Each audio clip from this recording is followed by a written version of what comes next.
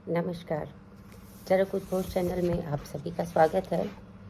और आज हम 16वें चैप्टर से प्रारंभ कर रहे हैं। चरक सूत्र स्थान 16वां अध्याय, जिसका नाम है चिकित्सा प्राभृत्य अध्याय।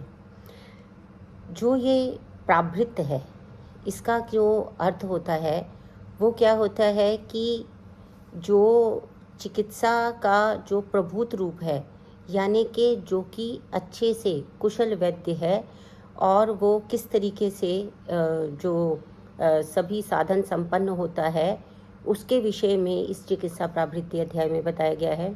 उसके अलावा ये बताया गया है कि यदि हम विरेचन शब्द का प्रयोग किया गया या किसी भी प्रकार का शोधन, विरेचन का मतलब होता है विशिष्ट रूप से ईर्यन करना, अर्थात विशिष्ट रूप से हम दोषों का ईर्यन करते हैं, तो सामान्यतः शोधन के लिए विरेचन शब्द का प्रयोग भी किया जाता है।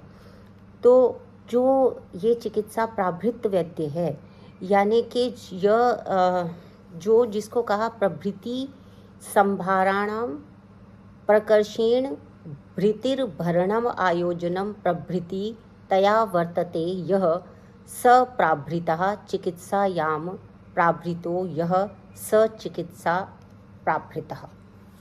तो इसका जो अर्थ है वो क्या किया गया है कि जिसके पास में ये जितने भी जिसके पास में जो साधन संपन्न व्यक्ति है, ठीक है ना, कुशल चिकित्सक है, श्रेष्ठ संभरण है, यानी कि जैसे हमने पीछे उपकल्पनीय अध्याय में बताया था कि उसके पास क्या क्या जो है वो वस्तुएं होनी चाहिए इससे पहले कि वो अपना क्लिनिक खोले, अपना हॉस्पिटल बनाए, तो उसके पास बहुत सारा तो सम्यक संभरण है और आयोजन पूर्वक जो है पूरा तरह से आयोजन कर पाए, रोगी को श्रेष्ठ चिकित्सा जिसके पास उपहार स्वरूप देने के लिए है और उसी में वो संलग्न रहता है, यह इसका भाव है।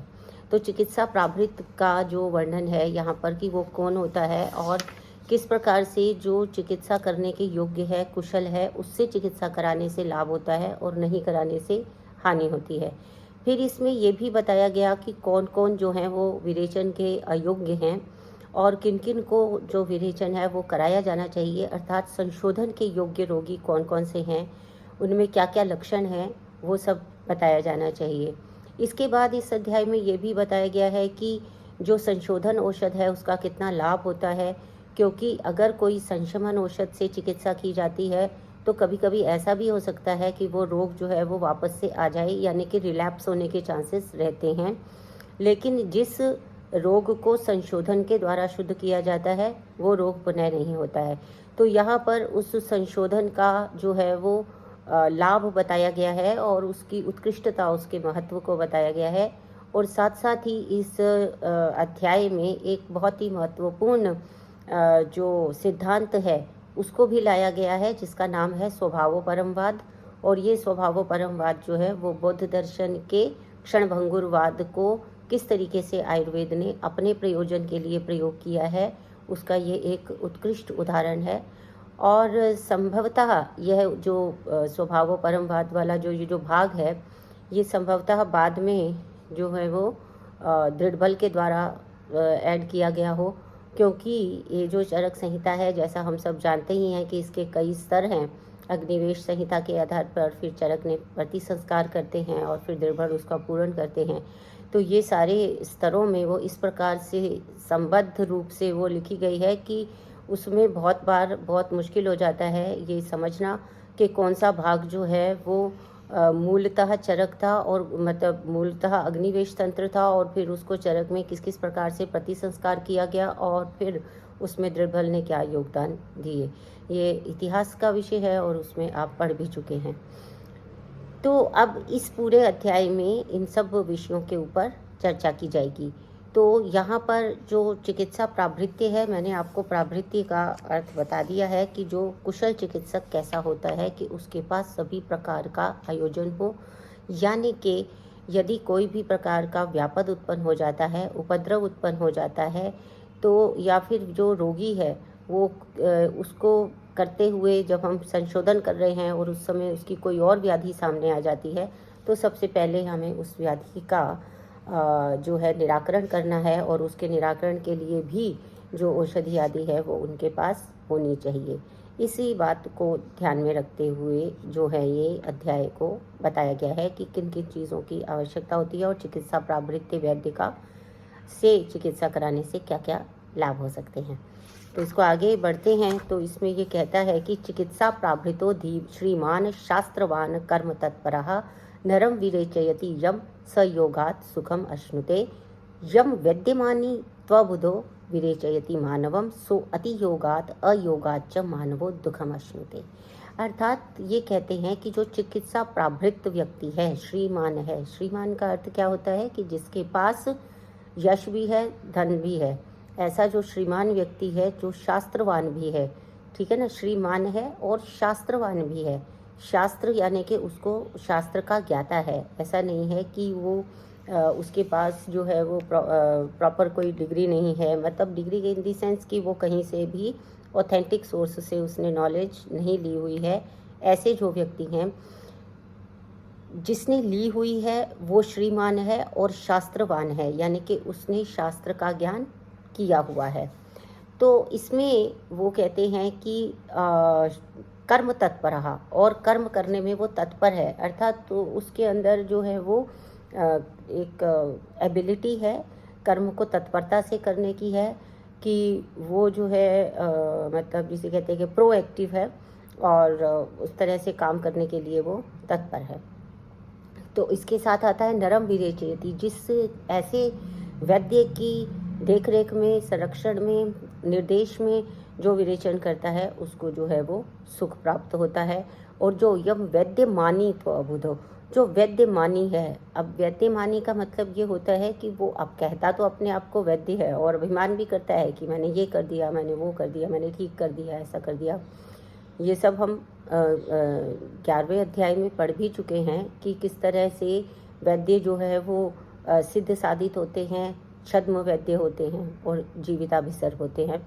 तो यहाँ पर हमें जीविताभिसर जो वैद्य है उसी को ढूंढना है, उसी के अंडर ही जो विरेचन या संशोधन प्रक्रिया करवाता है उससे तो सुख प्राप्त होता है। और जो वैद्यमानी है, सिद्ध साधित है या छद्म वैद्य है, उससे कराने से जो है वो अति योग, हीन योग या अयोग हो जाएगा, तो उससे जो है लोगों को दुख की प्राप्ति होती है। ठीक है, यहाँ पर इसको इस तरह से बोला गया। इसके बाद आता है कि जो इसमें लिखा गया है कि विरेचन में वो कह रहे हैं कि जो सम्यक विरक्त होगा उसके क्या लक्षण होंगे, यानी कि जो सम्यक प्रकार से जिसका विरेचन किया जा चुका है, जिसको विरेचन दिया जा चुका है, वो विरिक्त कहलाता है।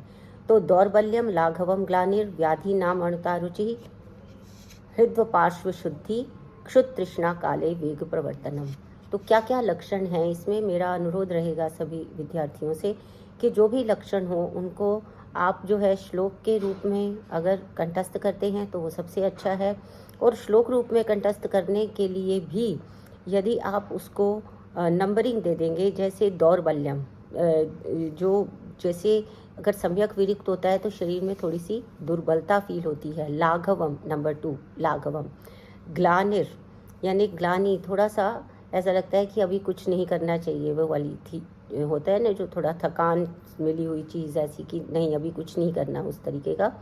व्याधि नाम अणुता, और जिस व्याधि के लिए किया गया था उसका कम हो जाना। हृद वर्ण शुद्धि, यानी कि जो हृदय का शुद्ध होना और वर्ण का भी शुद्ध होना। वर्ण जो उसकी आभा है, जो उसका शरीर है, आभा है, वो शुद्ध होना। और क्षुत तृष्णा, क्षुधा और तृष्णा, काल से भूख और प्यास लगना। और वेग प्रवर्तनम, और वेगों का प्रवर्तन होना, जो वेग जिस समय में उपस्थित होने चाहिए उनका सम्यक रूप से प्रवर्तन होना, ये लक्षण है। इसके अलावा बुद्धि इंद्रिय मन शुद्धि, यहाँ पर क्या कह रहे हैं कि बुद्धि, ज्ञानेंद्रिय, कर्मेंद्रिय, इन सबकी शुद्धि होती है। शुद्धि होने का अभिप्राय ये होता है कि माइंड एकदम शांत, क्लियर हो जाता है, इंद्रियां भी अपने अपने कार्यों को सुखपूर्वक ग्रहण करने लगती हैं, अपने अपने अर्थों को।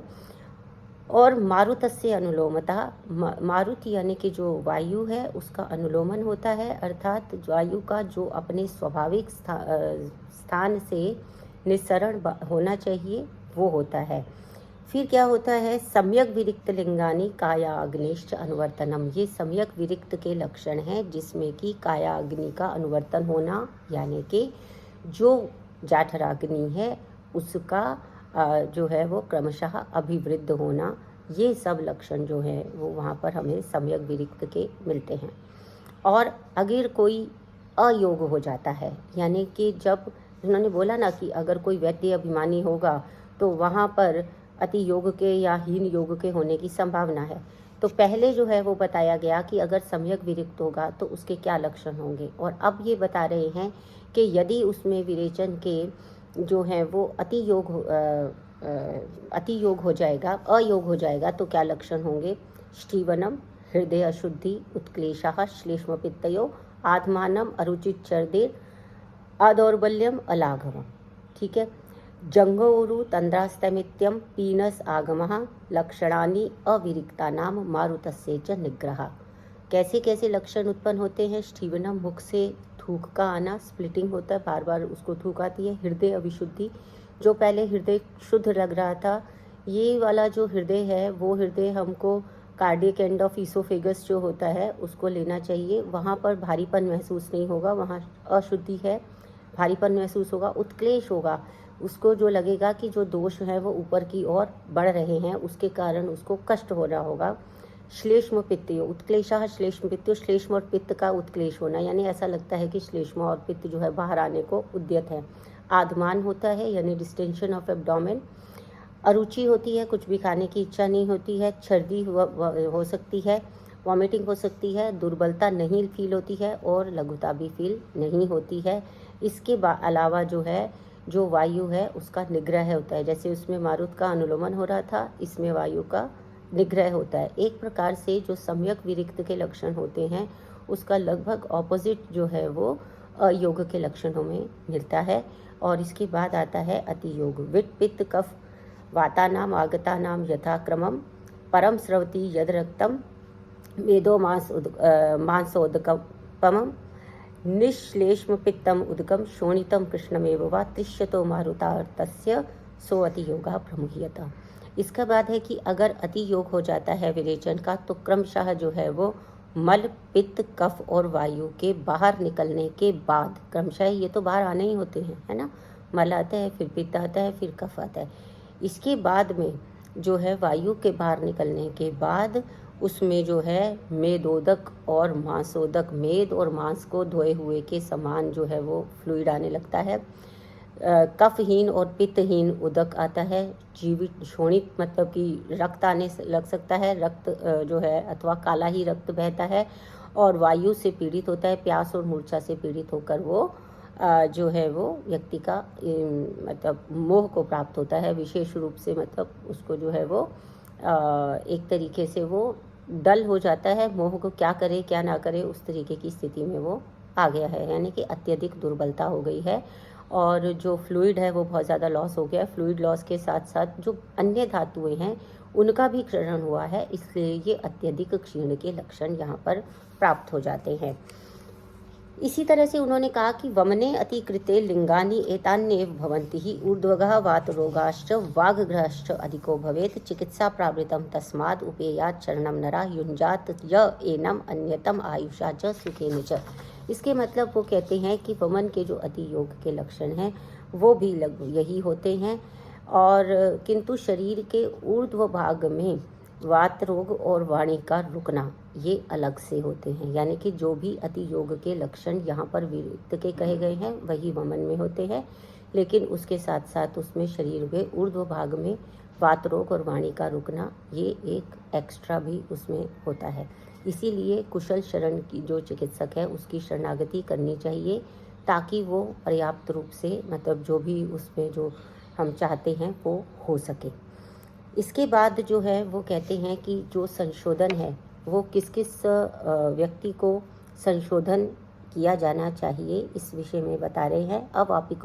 अविपाको अरुचि स्थौल्यम पांडुता गौरवम क्लमा पीड़िका कोट कंडूनाम संभवो अतिरेव च, यानी कि जो अपचन है, अरुचि के पेशेंट है, स्थूलता है, पांडुता है, गुरुता है, क्लम है, बिना परिश्रम के कार्य जब थकान होती है तो उसको क्लम कहा जाता है। पीड़िकाएँ हो गई हैं, कोठ उत्पन्न हो गए हैं, कंडू यानी कि जो है वो इचिंग हो रही है, संभवो इससे जो होता है इनको जो है इन सब का होना, और अरति यानी कि बिल्कुल किसी भी चीज़ में मन ना लगना, आलस्य, श्रम, दौर्बल्यम, दौर्गंध्यम, अवसादकः। उसमें आलस्य आता है, श्रम होता है, थकान होती है, दुर्बलता महसूस होती है, दुर्गंध आती है अपने आप से, और अवसादकः यानी डिप्रेशन उसको फील होता है। इसके अलावा श्लेष्म पित्त समुत्क्लेशो निद्रा नाशो अतिनिद्रता, कफ और पित्त का बढ़ता है, निद्रा नाश होता है या अत्यधिक निद्रा आती है। इसके अलावा तंद्रा होती है कि वो बिल्कुल ऐसे पड़ा रहता है आंखें बंद करके, ऐसे तंद्रा में ना सोया है ना जागा है, उस तरह का। और क्लेव्यम, उसमें इम्पोटेंसी डेवलप होती है यानी कि लिबिडो बहुत कम हो जाती है। अबुद्धित्वम, बुद्धि जो है वो बोधन नहीं होता, किसी भी चीज़ का पता ही नहीं चलता क्या आसपास हो रहा है, उस तरीके का अबुद्धित्वम। और अशस्त स्वप्न दर्शनम यानी कि बुरे बुरे स्वप्न जो है वो उसको दिखाई देने लगते हैं। बहुदोषस्य लिंगानी तस्मै संशोधनम हितम, ये किसके लक्षण हैं? ये बहुदोष के लक्षण हैं, यानी कि शरीर के अंदर बहुत अधिक दोष जो है वो संचित हो गए हैं और इसी अवस्था में संशोधन को किया जाना चाहिए। ऊर्ध्वम च एव अनुलोमम च यथा दोषम यथा बलम, इसमें क्या है कि ऊर्ध्व, उसके लिए ऊर्ध्व अनुलोमन या अधो अनुलोमन वमन विरेचन हितकर होता है। एवं विशुद्ध कोष्ठस्य कायाग्निभिर्वर्धते, इस प्रकार से संशोधन से जब कोष्ठ शुद्ध हो जाता है तब क्या होता है? काया अग्नि यानी जाठराग्नि जो है उसकी वृद्धि होती है। व्याधिश्च उपशामयन्ति, व्याधियाँ जो हैं उनका शमन हो जाता है। प्रकृतिश्च अनुवर्तते, यानी कि प्रकृति अनुवर्तन करती है, अर्थात जो पुरुष है, जो भी मनुष्य है, वो अपनी स्वाभाविक अवस्था में, स्वस्थावस्था में आ जाता है। इंद्रियाणि मनोबुद्धि वर्णश्च अस्य प्रसीदति, इसमें इंद्रियां, मन, बुद्धि और वर्ण ये सब प्रशस्त हो जाते हैं। बलम पुष्टिर अपत्यम च वृषता च अस्य जायते, इसमें बल, पुष्टि, संतान और वृषता उत्पन्न होती है। और जराम कृच्छेण लभते चिरम जीवत्य अनामया, बुढ़ापा जो है वो देर से आता है और चिरजीवी होता है। जीवती अनामया यानी कि बिना रोगों के दीर्घायु जो है वो उसको प्राप्त होती है। तस्मात् संशोधनम काले युक्ति युक्तम पिबे नरा, इसीलिए जो संशोधन काल है उसमें युक्ति युक्त रूप से संशोधन किया जाना चाहिए। इसमें हम देखेंगे कि दो सिद्धांत सामने आते हैं। पहला सिद्धांत ये है कि चिकित्सा केवल चिकित्सा प्राभृत चिकित्सक के पास जाकर लेनी चाहिए। दूसरा ये कि युक्ति युक्त जो है, जब कालज जो होती है यानी कि जो हमने ऋतुचर्या में बताया है स्वास्थ्य की रक्षा करने के लिए, उस युक्ति युक्त काल में संशोधन करवाते रहना चाहिए, जिससे कि जरा आदि जो हैं वो नहीं होते हैं। तो इसके बाद में संशोधन के विषय में उन्होंने कहा, जब मैंने आपको बताया था कि संशोधन का महत्व है, ये तीसरा सिद्धांत है इस अध्याय का, जिसमें वो कह रहे हैं दोषा कदाचित कुप्यंती जिता लंघन पाचनी जिता संशोधने हेतु न तेषाम पुनरुद्भवा, यानी कि जो लंघन पाचन या संशमन औषधि से जो व्याधि दूर की जाती है वो पुनः हो सकती है, लेकिन जो संशोधन से शुद्ध होता है उसमें व्याधि नहीं होती है। यहाँ पर एक उदाहरण भी दिया गया है, दोषाणाम च द्रुमाणाम च मूले अनुपहते सति रोगाणाम प्रसवानाम च गतानाम अगति ध्रुवा, यानी कि जब जैसे दोष होते हैं, जैसे पेड़ होता है, अगर उसके पत्ते और टहनियाँ काट दी जाएँ तो वो फिर से फल फूल जाता है, लेकिन अगर उसको जड़ से उखाड़ दिया जाए तो फिर उसमें पत्ते और वो सब आने की संभावना नहीं रहती है। इसी प्रकार से जो दोष है, यदि उसको उसके मूल से हटा दिया जाता है संशोधन प्रक्रिया के द्वारा, तो जो दोष चले जाते हैं वो फिर पुनः वहाँ पर नहीं आ पाते हैं।